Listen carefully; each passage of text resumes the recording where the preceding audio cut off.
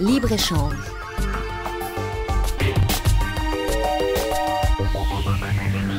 Ravi de vous retrouver pour cette toute dernière émission de l'année 2015. Voilà, une année de plus qui est passée. Nous sommes au rendez-vous avec vous dans le cadre de Libre-Échange, en partenariat avec la Vie Éco depuis février 2007. C'est dire que la relation dure et que les choses se construisent au fur et à mesure. Le Maroc a beaucoup changé depuis. Oui, on l'a vu changer. Voilà. Et pour m'accompagner, comme chaque semaine, un représentant de la Vie Éco, cette semaine, c'est Adnan Mansour, le directeur de la publication, qui fait le plaisir d'être à mes côtés. Notre invité est le secrétaire général de l'UMT et c'est extrêmement intéressant de recevoir un patron de syndicat au moment où on parle d'économie, on parle d'entreprise, parce que les ressources humaines sont au cœur des entreprises et au cœur de la vitalité de notre économie. Merci beaucoup, Milodie Moukhalik, d'avoir accepté l'invitation. Merci. Alors, on va commencer d'abord par faire un point sur l'activité sociale et le bilan social de l'année 2015. C'était une année assez mouvementée en termes de revendications de votre part. Est-ce que c'est une année qui s'est soldée par des résultats palpants pour les syndicats et pour l'UMT en particulier ?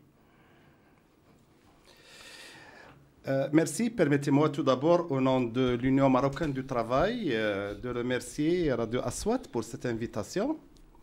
Je voudrais saisir l'occasion pour présenter aux auditrices et aux auditeurs et à l'ensemble des salariés, hommes, femmes, mes vœux à l'occasion de la nouvelle année et souhaiter bien sûr à notre pays prospérité et progrès. Vous pouvez faire les mêmes souhaits pour les patrons ? Oui, bien sûr, parce que par ailleurs, ce sont des citoyens et ce sont des partenaires. Bien sûr. Oui, vous avez parfaitement raison. C'est une année mouvementée. C'est une année, j'allais dire, exceptionnelle. C'est une année pleine d'activités syndicales sur tous les plans. D'abord, au niveau des résultats, c'est une année exceptionnelle dans la mesure où ce gouvernement n'a rien donné, n'a pas dialogué, n'a pas négocié et bien sûr n'a eu aucun égard pour la classe ouvrière. Donc c'est une année maigre. Mais par ailleurs, c'est une année pleine de militantisme face au comportement rétrograde de ce gouvernement. Nous avons été amenés à entreprendre plusieurs actions de protestation, des marches nationales, des marches régionales, des grèves sectorielles, des grèves nationales. Pour quel résultat ? Et la lutte continue. Et pour quel résultat Les résultats, c'est pour pousser le gouvernement à une saine conception des relations professionnelles dans notre pays, pour pousser, et bien sûr, l'objectif de toute action de revendication, c'est de pousser le partenaire, que ce soit gouvernement ou employeur, à la table du dialogue et de la négociation. Or, malheureusement, ce gouvernement n'a pas encore pris en considération ni compris les vertus du dialogue et de la négociation, à l'heure où, dans tous les pays, ont pour priorité nationale de dialoguer avec le mouvement syndical. Pourtant, à plusieurs reprises cette année, on a vu des réunions, le chef du gouvernement qui reçoit le Milodie Moukhalik, qui reçoit les patrons des syndicats un par un. Et il n'en est rien sorti. C'est juste pour la vitrine. C'est quoi exactement ? Vous savez, nous, on est à l'UMT, on est pratique et pragmatique. Il ne s'agit pas pour nous d'être reçus par le chef du gouvernement ou par des ministres pour les caméras de télévision ou pour des discussions formelles et vides de sens. Si nous nous réunissons avec le chef du gouvernement, c'est pour des résultats concrets, c'est pour améliorer les conditions de travail et de vie de l'ensemble des salariés.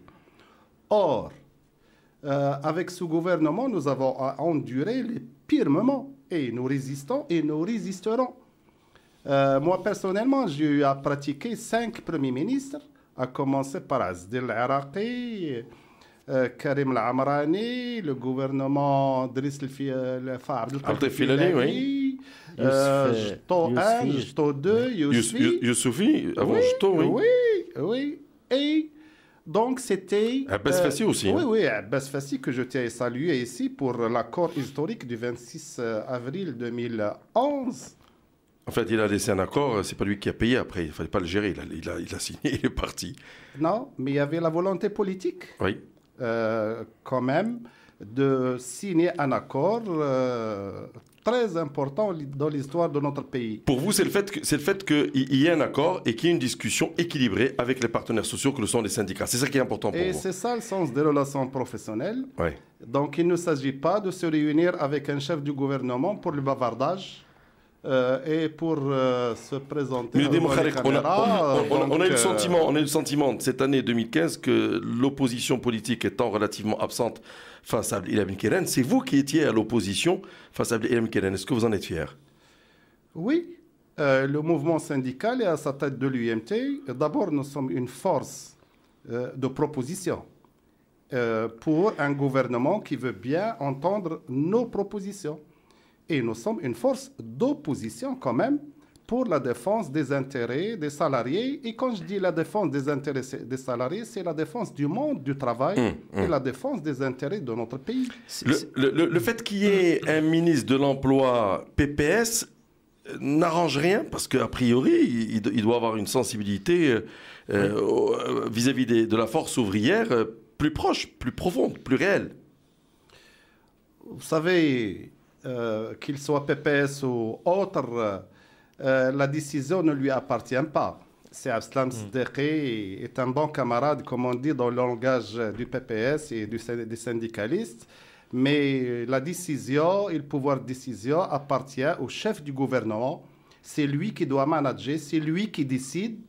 Et par conséquent, les relations, même avec un ministre PPS à la tête du ministère du Travail, les relations sont au point mort. Saad Ben Mansour, le Vieco. Si on vous demandait aujourd'hui de nous donner, c'est-à-dire 2 ou 3 éléments que vous demandez, qui figurent dans votre, j'allais dire, cahier revendicatif, et que le gouvernement n'a pas... Et qu'il peut faire. Hein. Et qu'il peut faire, et que le gouvernement n'a pas fait, ce serait quoi? Et que vous d'ailleurs, et qui serait à l'origine de votre, je dirais, de votre déception. Allez. Vous savez, nous avons un cahier de revendications composé de 10 points.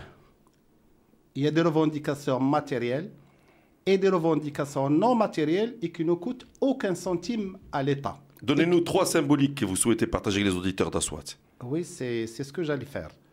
Donc, bien sûr, comme tout syndicat, notre première revendication, c'est une augmentation générale des salaires pour rattraper le pouvoir d'achat qui a été perdu justement par les augmentations répétées dans les produits de ce gouvernement. Deuxième revendication. Augmentation de salaire de combien? Est-ce que vous avez une... Selon les négociations avec le gouvernement et selon les secteurs d'activité dans les entreprises. Ok, augmentation du SMIC. Du SMIC.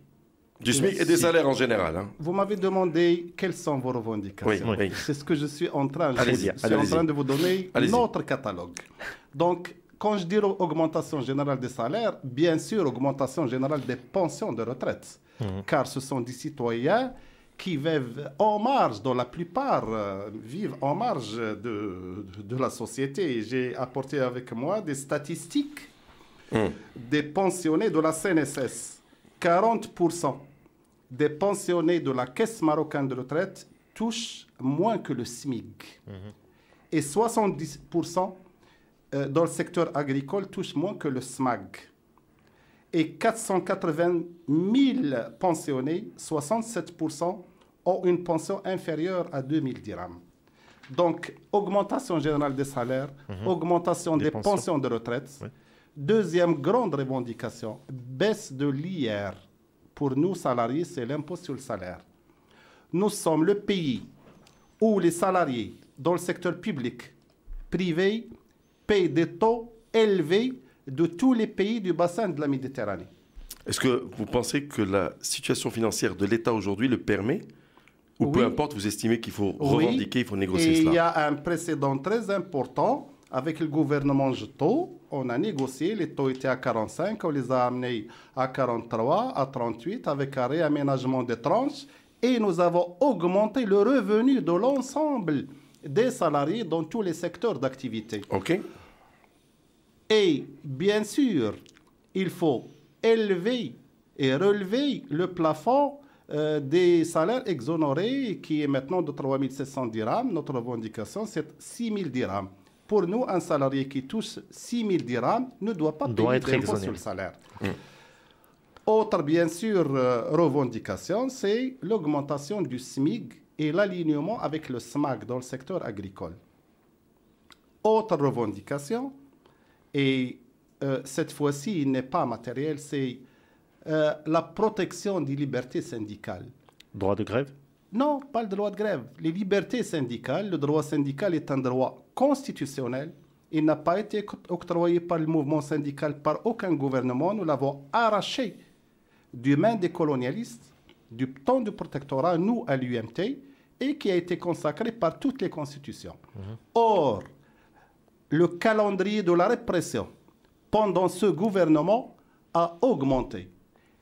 Le calendrier de la répression? Oui. Ça veut dire qu'il y a des syndicalistes qui sont en prison aujourd'hui? Oui. Le fait de constituer une section syndicale, le lendemain, vous êtes licencié. Et je tiens ici à citer un exemple flagrant. Oui. Un exemple munkar في هذه البلاد في مدينة طنجة à Tanger dans une entreprise qui s'appelle Medpepper. Mais ça, c'est le privé, c'est pas oui, le doula. mais il dit que l'État doit réagir. Mais à quoi sert un gouvernement? À quoi sert l'État? C'est de protéger les lois et de protéger la loi suprême qui est la Constitution. Vous imaginez, les salariés de cette entreprise se sont réunis le dimanche au siège de l'UMT pour constituer un bureau syndical d'une façon légale et le lundi, les 140 présents à l'Assemblée générale se sont vus licenciés. On vu au-dessus des autorités gouvernementales et des autorités publiques. On vous dira, il y a la justice. Est-ce que les syndicats poursuivent cette entreprise? Est-ce que vous avez tenté des actions en justice dans ce sens? Nous luttons. Mes camarades de Medpepper à Tanger et tous les secteurs sont en est-ce qu'ils sont partis à la justice? Est-ce qu'ils sont allés porter plainte?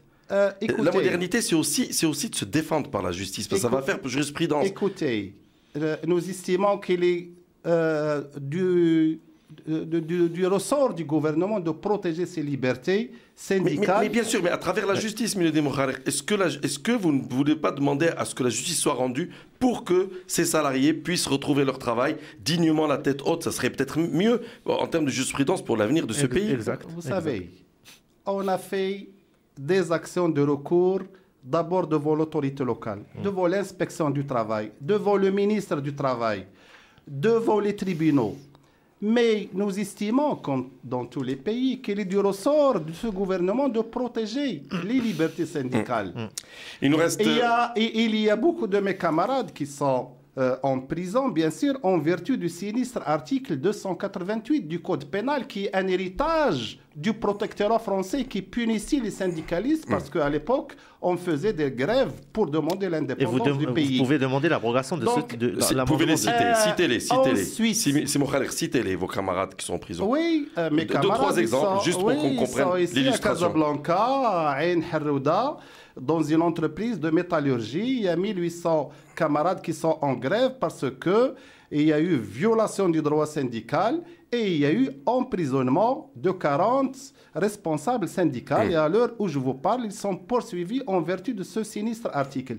Et là, on se demande quelle est la position des autorités publiques et quelle est la position du gouvernement. On a saisi par mémorandum le chef du gouvernement, le ministre de la Justice, le ministre de l'Intérieur, le ministre du Travail, et il y a, j'allais dire, une collusion, comme à Tanger d'ailleurs, dans cette entreprise, parce qu'il appartient aux frères d'un grand potentat dans ce pays et personne n'ose toucher. Milady Mokharek, merci beaucoup d'avoir accepté l'invitation. On apprécie votre franc-parler. Je voudrais maintenant que nous parlions un peu d'un sujet qui continue à fâcher, celui des retraites. Il nous reste quelques minutes pour la fin de l'émission. Quelle est votre position aujourd'hui? Et vous avez annoncé que vous alliez porter plainte au niveau de l'Organisation internationale du travail. Qu'en est-il? Vous avez parfaitement raison. C'est un sujet important. C'est un sujet sociétal qui intéresse les générations actuelles et à venir. Et justement, une de nos grandes revendications, c'est demander au gouvernement un partenariat en ce qui concerne la réforme des caisses de retraite.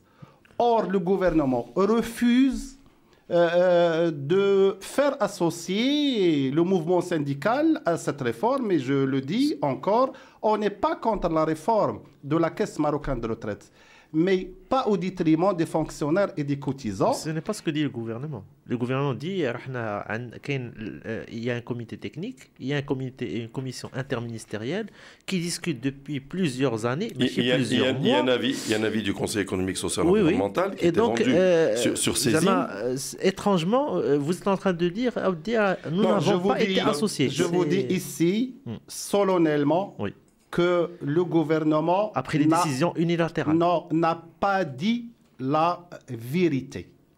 Voilà. C'est-à-dire, quelle vérité?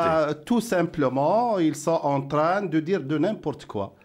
D'abord, pour cette question de la Caisse marocaine de retraite, pour l'histoire, c'est l'UMT qui avait attiré l'attention des gouvernements précédents et même de ce gouvernement sur la crise qu'allait connaître et que va connaître la Caisse marocaine de retraite. Et même, on a proposé des mesures pour la création de la Commission nationale de réforme de caisse de retraite. C'est encore une fois l'UMT à travers cette commission et la commission technique. Vous siégez dans cette commission? Oui, mais on n'est pas entendu. Et il y a des rapports qui ont donné des propositions qui ont été feuille... faites par votre syndicat. Il faut rappeler qu'il y a des propositions qui ont été faites par votre syndicat à l'époque. Il y a une feuille de route proposée au gouvernement, soit d'une façon directe au chef de l'exécutif, soit dans le cadre de la Commission nationale de réforme des caisses de retraite, mais silence radio. Ça n'a pas été pris en considération. Vous avez évoqué l'avis du Conseil économique et social. Pour mémoire, il y a un avis effectivement du CISI, du Conseil. Il y a même la Cour des comptes qui a fait l'analyse, le diagnostic et le pronostic. Il y a la position du mouvement syndical. Mais le gouvernement n'a pris aucune de ces propositions. Ils ont pris une ligne et des propositions un peu bizarres et même d'une façon malicieuse et dolosive. Lorsque le chef de l'exécutif vient devant la Chambre des conseillers et il annonce que c'est 63 ans, je dis encore que c'est des manœuvres malicieuses. C'est unilatéral? C'est pas 63 ans. Parce que si vous écoutez son discours, il a dit que nous allons élever l'âge de la retraite en 1er janvier 2017. Un an par année. Une année 2019. Exact. Et après, nous allons réunir une commission pour évaluer et décider de l'avenir. C'est-à-dire qu'il va aller à 65 ans. Et maintenant, il a retiré les 65 ans pour duper l'opinion publique et dire 63 ans. Et cette commission qu'il propose, qui va se réunir, il a dit des autorités concernées, c'est-à-dire du ministère des Finances, de la DAPS, la direction des assurances et de la protection sociale.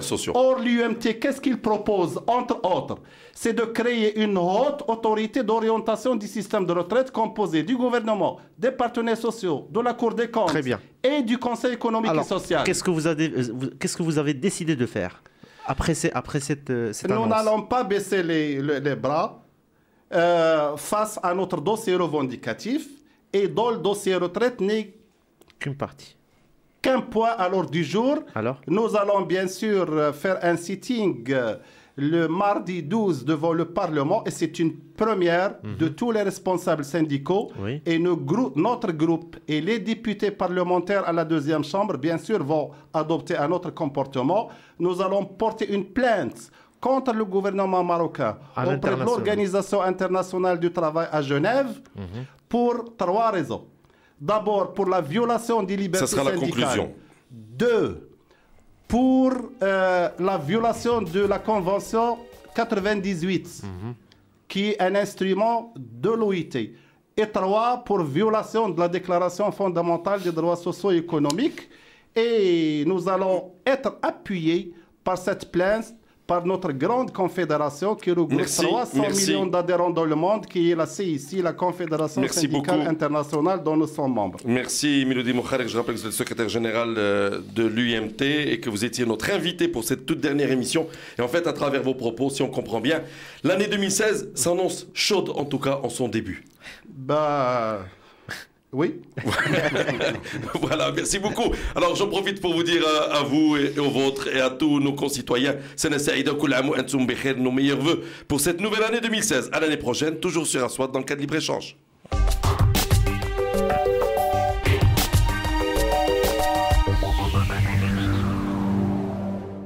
C'était Libre-Échange avec Attijari Wafa Bank, la banque qui s'engage envers les petites et moyennes entreprises.